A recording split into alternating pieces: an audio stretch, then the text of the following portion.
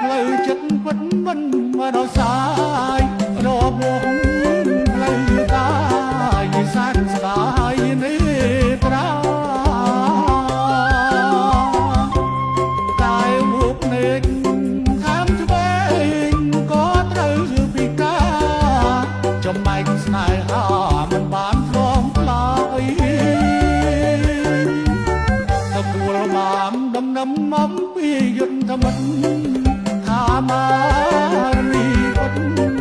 ត្រៀបដាវត្តហើយកូនហំធ្វើចាប់ស្ទើរស្លាប់មាត់ស្មាយមិនគួរណាឡើយអូមកលិនបងទាញតាមភ្លើងខ្លីដៃកាន់ដៃជាប់បាញ់ឡើងសំធំជាច្រើនក្រុមអូបំណាច់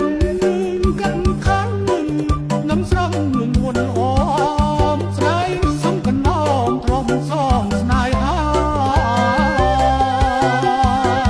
ខំព្រមស្រឡាញ់ចំកាត់ដិតឡាជាពៀនទៅចាំរាមតាមតែរីកាមកហាក់តោសាំងណៃហាក់ជាកំណាតាមពុនទីបាស្មាយហាពៀនក្ដី